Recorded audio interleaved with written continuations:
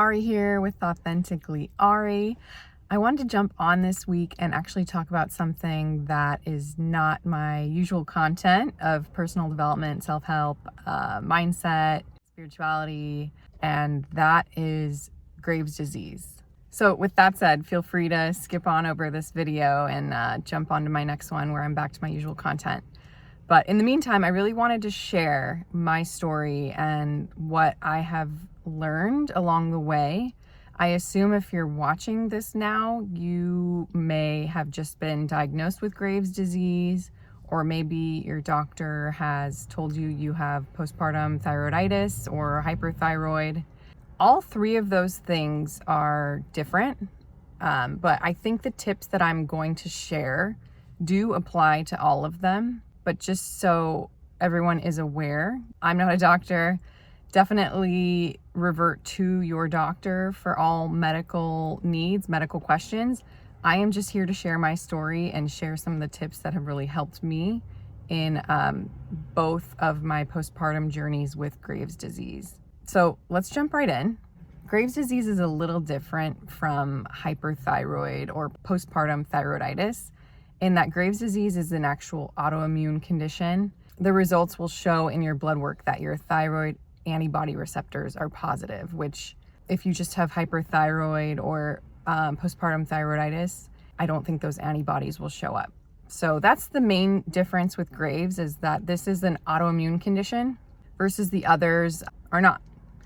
So now that we've clarified that, I'll quickly go over what I have gone through with both pregnancies. So with my son Levi, he's 3 years old now, I actually got diagnosed with Graves' disease around 4 months postpartum. How did I know that I had Graves? So this is a huge one that I think a lot of women need help in understanding. 4 months postpartum with my son, I was feeling extremely anxious. You know, I would lay down to take a nap and my heart would be pounding. My heart would be racing. I would get extra hot and sweaty. I run hot already, but I would get extra hot. And I just felt this constant anxiety. Like I couldn't calm down. And it freaked me out. And I had thought, I was 4 months postpartum. I was breastfeeding. Maybe this is postpartum anxiety, something along those lines. But I had no idea. I'd never gone through anything like this, never had a kid before. So I had reached out to my doctor at the time and said, hey, I need a full blood panel. I need to just get everything checked out. I went in, got the blood drawn, and the results showed that I not only had, my thyroid levels were off, but I had the antibodies. So I came up as the autoimmune condition Graves. So she referred me to an endocrinologist, and that was history. I saw the endocrinologist, and they put me on a medication called methimazole, which is typical for Graves, hyperthyroidism. Got my blood drawn every 6 weeks and adjusted the meds from there. Now, with my daughter, who I just had, there she is, waking up. So real quickly with her, I actually was able to get off of the meds around probably 18 months postpartum with my son. Got off of methimazole. I slowly tampered down the dose based off of my doctor's recommendation for my blood work and was able to get off of the meds. And then we tested a couple of months and my levels remained normal. And so I was able to get pregnant again with my daughter. My thyroid remained normal the entire pregnancy. Everything was going great. Had my daughter, and then I started to feel off again.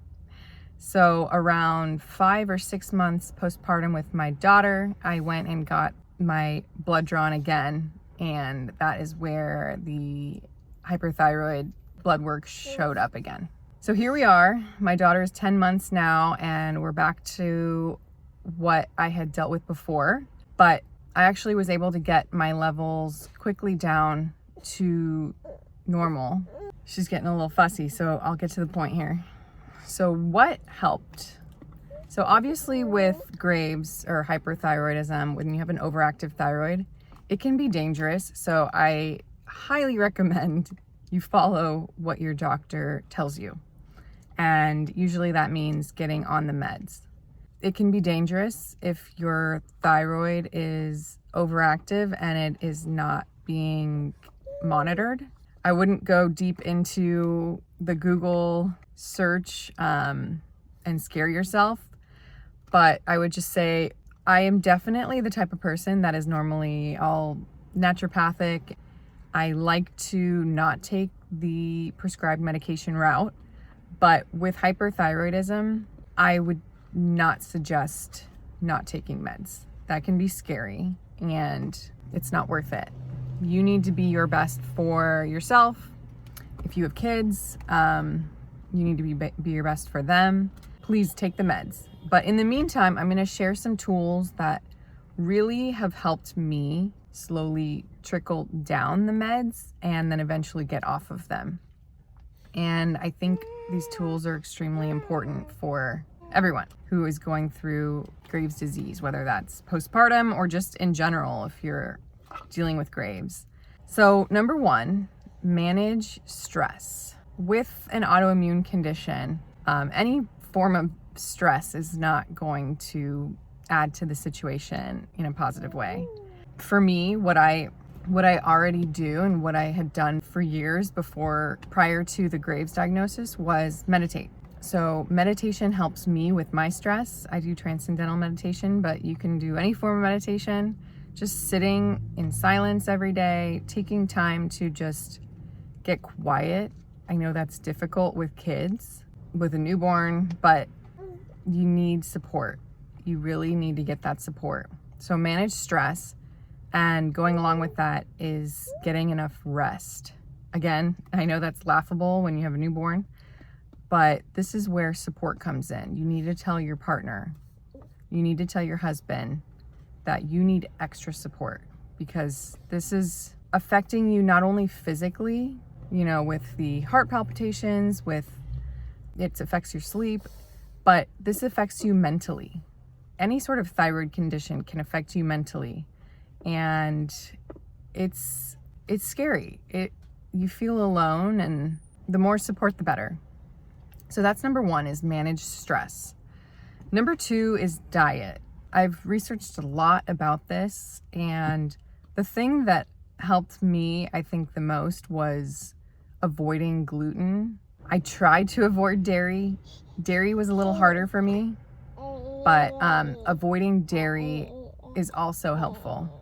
I know for some, my naturopathic doctor said, avoid gluten, avoid dairy, avoid grains, and that's a lot to avoid. But I think number one, gluten, and you can do some research on that for yourself, but gluten's a big one. I also follow someone called the Glucose Goddess, and it's all about blood sugar and insulin resistance, and that is huge. When you're eating and spiking your blood sugar with every meal, that is causing inflammation in the body, and that can aggravate any autoimmune symptoms, any autoimmune condition. So I will link her information below, but Glucose Goddess, she's amazing. Just the premise of what she says, she has hacks. It's about eating vegetables and protein and fat before you eat carbs. So it's all about the order in which you eat your food. More information down below on that. I could talk about that for a long time. So that's number two, diet. And last thing with diet is caffeine. You definitely, with hyperthyroidism, need to cut the caffeine down. Like my doctor had told me, when you're hyperthyroid, your body is already running on multiple pots of coffee on its own. So you do not need to be ingesting more caffeine. That will aggravate your anxiety, your symptoms. Okay, I had to get my little girl out of her car seat because she was not happy. So, talked about diet, cutting caffeine down. What I would do, because I'm a coffee addict, I would do a lot of half calf lattes, a lot of decaf, because I needed some caffeine, and I just love the ritual of coffee. but too much would really make me anxious and stress me out. And so yeah, that's a huge one, is related to diet, is cutting the caffeine. Number 3 would be wearing an Apple Watch if you have one. So along with that is low intensity workouts. Low intensity workouts are crucial. I haven't heard a lot on this, but when you have Graves or hyperthyroid and it's not controlled, meaning you're on the meds but your thyroid levels are still not normal, your resting heart rate is already going to be high on its own. Like I said, your body's running on pots of coffee.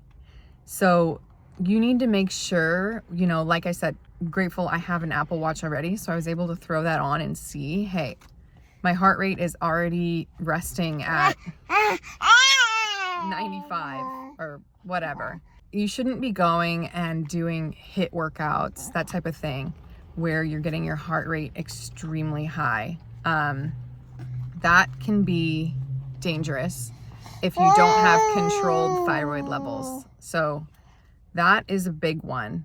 Wear your Apple Watch and do low intensity workouts. For me, that involved a lot of yoga and walking and grounding at the beach, sticking my feet in the grass. One other thing I forgot to mention in regards to sleep is Graves definitely affects your sleep. So I would take magnesium glycinate. That has really helped me with having deeper sleep, more restful sleep. I think most of us are depleted in magnesium. So taking magnesium glycinate along with vitamin D, and if you're postpartum, you should definitely be still taking your prenatal, especially if you're breastfeeding. So number 5 would be, and this is gonna sound a little woo-woo, but I think it's important, is when you think about anything to do with the thyroid gland, which is in your throat area here. I believe that this is related to your throat chakra, and it is extremely important that we unblock our throat chakra. So for me, I started going to Reiki, which is energy healing. I have found that that has been so helpful. It feels amazing. I just feel a shift in my energy, and I highly recommend, you know, being mindful, mind, body, spirit. I mean, what is going on internally and mentally, emotionally, physically? Like, what can you do to release emotions that are being held in?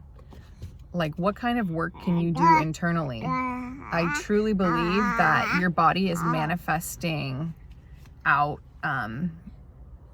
what it needs in things that show up for you. So for me, you know, I got Graves.